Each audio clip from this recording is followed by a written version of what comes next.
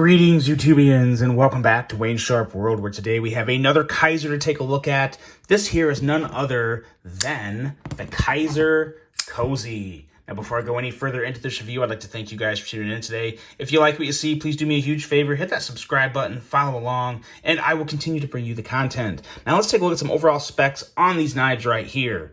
We have an overall length of 7.76 inches, a blade length coming in at 3.31 inches, and a blade width at 997 thousandths, just shy of 1 full inch, and a blade thickness coming in around 123 thousandths.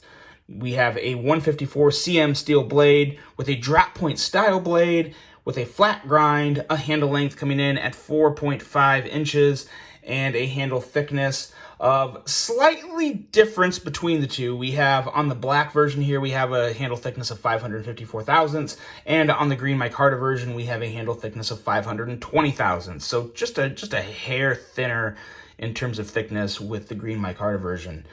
We have a handle width of 1.10 inches, and as you can see, the handle material is black G10 and green micarta. We have a liner lock locking mechanism with a user of a right or left hand tip-up carry, a weight coming in at 4.18 ounces, designed by Carlos and Azo, and a price coming in at $75. But of course, you use my discount code, you save another, Wayne's World will save you 10%, so take another $7.50 off that price. Now let's take a look at some size comparisons here. This is, I think, a slightly bigger knife than you might think looking at it. If you don't, look at the specs, you might think it may be more in lines with, say, like the Civivi Elementum or something like that, but it's actually considerably bigger than the Civivi Elementum. Definitely more of a medium-sized knife. Let's pair it here with the Spyderco PM2. And as you can see, much more in line with the Spyderco PM2. Obviously, you just have a little smaller handle, but more in the same length in terms of cutting edge and blade length. And let's pull a couple more in here. We've got the Benchmade 940. And one more for you. What are we going to put on the table? Let's go... here, let's go with the Hogue K320 Nitron. So, as you can see, very much in line of that medium-sized knife, measures up very well with the Benchmade 940, and there you go. There's your size comparisons. Now, let's talk about this knife, because when I unbox these, you know, this is the thing about Kizer knives. I have come to realize that regardless of the design, when you get it in hand, the more time you spend with them, they just kind of grow on you, because even if the design isn't anything too crazy and out there, and one that, you know, there's some knives you just look at and you're like, whoa, that looks fantastic. It looks new. It looks different. I want it. This didn't necessarily have those vibes. It still looked good, but it wasn't one that was like, what do I got here? Right here. Like the Kizer Damen with the Warncliffe, sheep's footy blade. I saw this and I was like, oh, okay, I've got to get one. I got to know about this. I've got to get one in hand.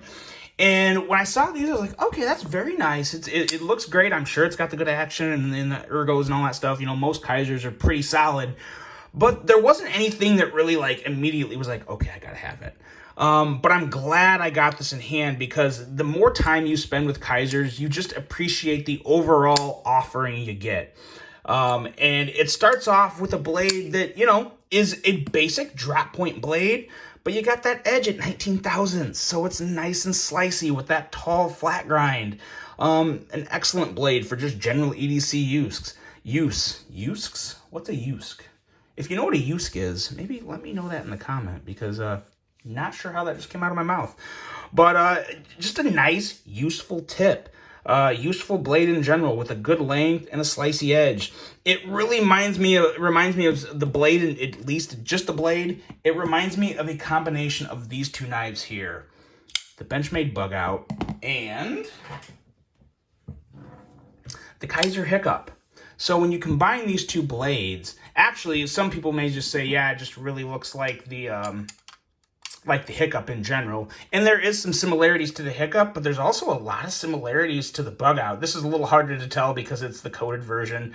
But as you can see, like just the style of the grind and the blade shape in general, probably favoring, it's like right in between, as to where there's a little more of a swedge on the hiccup. But as you can see, you compare it to the bug out, the swedges are a little more similar. The blade shape may be favoring a little more of the hiccup, but the tip placement and tip design's a little different. So it's a very nice mashup between the hiccup and the bug out. And I really like that because the hiccup and bug out are two great knives. Two obviously very different knives, but it's nice to have that type of differences in a couple knives from time to time. It's enjoyable, it's refreshing, and it kind of reminds you of some of the other knives that you really enjoy.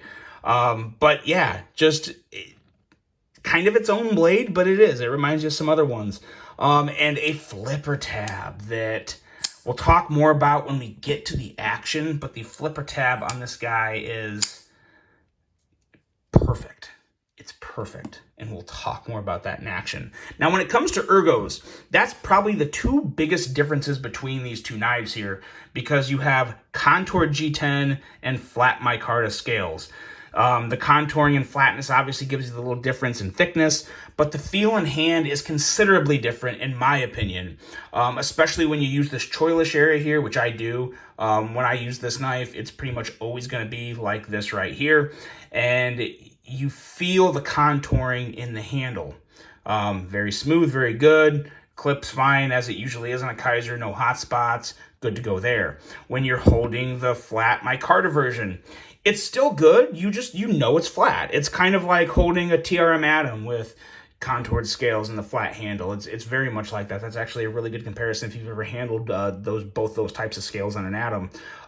But you still kind of have the same placement in hand, nothing too different. You feel like your fingers are a little closer to your palms, I guess is the best way to put it. And when it comes to my preference, I mean, they're both comfortable. I think I like the contoured a little better. I think I usually like the contoured better. Just kind of a general rule of thumb. But nonetheless, solid ergos on both of them. They feel great. They have kind of the nice swell towards the bottom of the handle, which always works great for me with my slightly longer fingers. Just feels really good in hand there. The clip, as I said, is good to go. I can't remember the last time I had an issue with the Kizer pocket clip. I'm sure at some point there was one I came across that I wasn't a big fan of. But lately, this year especially, 2022 has been a massive, massive year for Kizer. And I think a lot of people would agree with me on that. Their designs have just been stunner after stunner after stunner, and the quality is always consistent. The action's always there. So it's been a massive year for Kizer. Going into the action, what would you expect? Would you expect anything less than phenomenal? I mean, detent that is on point. And when we get into the action between these two, it all comes down, and there's really not the action between these two. I meant to say the action with the flipper. I will say the green micarta is slightly a little smoother. It's a little more like guillotine drop shutty, as to where I can see. I gotta be careful, but yeah, you can do that. And with this one here, you can still do it, but you got to give it just a hair of a shake at the end, because I don't want to say stiff. It's just not as drop shutty as this one. It's just not. But when it comes to the deployment of this blade, this flipper tab here, and I'm surprised to say it because it's missing one thing that I usually specify on Kizers, and I'd still kind of like to see it, but I just don't need it on this one. I usually complain about the lack of jimping right on the end here. And I know they do that to save from it being like a hot spot, because sometimes if you have a jimping right on the corner of a flipper tab, it can cause a hot spot for some people. Never been a problem for me. And when I first saw this, I was like, gosh darn it, they did it again. But the way the flipper tab is designed, it's not flat here. It sticks out just a hair, so it gives you a little more pressure when you push on this flipper tab. Instead of it being flat and coming out just a little, it gives you a little more of an angle to push into that jimping and get that grip. And this is a perfect flipper tab to push button a blade. And you guys know, I've said it before, I've said it plenty of times, I really enjoy the push button method on a flipper. It's just nice. I think it provides the best action. and I really enjoy it. Now, of course, you can light switch it just fine with zero issue at all, and you're still good to go if you're a light switcher. But I am a push buttoner. I like to push button the flipper, and this is a perfect flipper tab to do that with. And as you can see, the closing action is pretty damn phenomenal. No issue. You just gotta time it, because you gotta, yeah, once you get comfortable with it, it's very, very fun and very addictive to do. So very drop shutty guillotine-like action, and still very smooth, almost drop shutty action on the black version. And of course, you know, you guys know that's going to vary just a hair, a little from knife to knife. But as I've said before, and I will say it one more time, the consistency and quality with Kizer is second to none. Overall thoughts on this guy are really good. You know, when I unboxed it, I thought, oh, cool. You know, a nice looking Kizer, smooth, kind of nothing special. But again, any Kizer that you get, from my experience over time, you do kind of just get to love, because everything is so well done, from the action to the ergos to, you know, the design to everything. Even if you're not a huge fan of the design at first, the more time you spend with it, the more you use it, it just wears on you, because everything is executed so strongly. So there you go, guys. Let me know what you think of these.